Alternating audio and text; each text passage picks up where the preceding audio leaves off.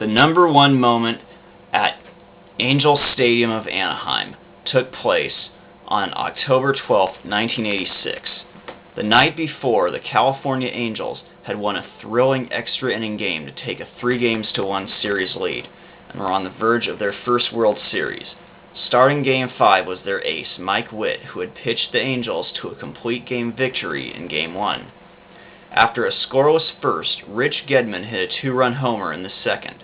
The lead would hold up until the 6th inning, when Bobby Grich, the hero of Game 4, came up with the Angels trailing by 1 with 2 out and a man on, and hit a fly ball to center field.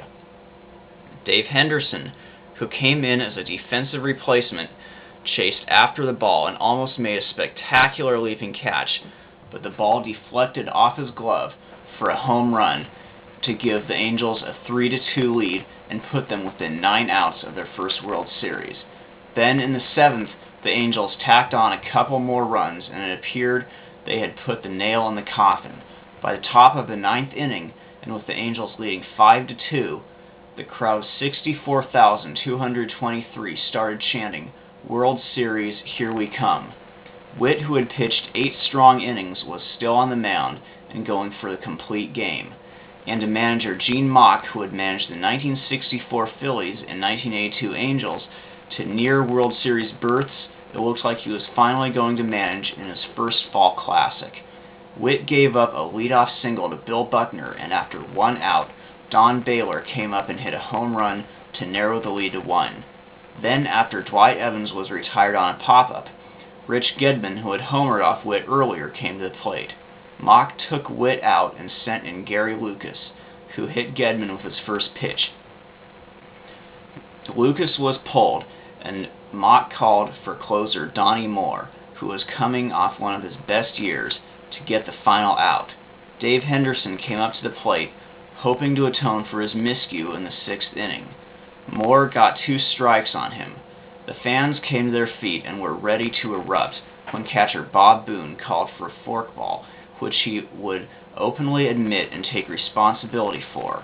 Moore agreed, and as he went into his delivery, Witt could see that he was going to throw a forkball and yelled at him for it. After Moore delivered the pitch, Hendu hit it over the fence for a home run to give the Red Sox a 6-5 lead and stun the crowd.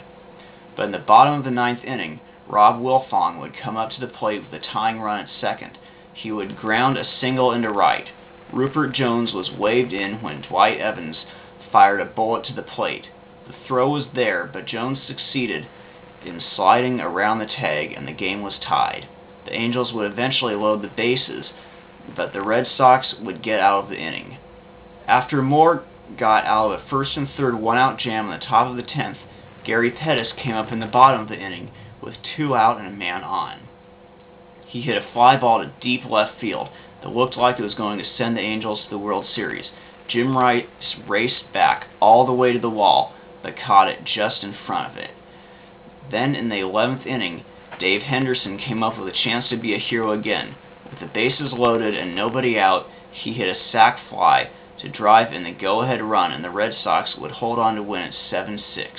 They would win Games 6 and 7 as well, which would send them to their first World Series in 11 years.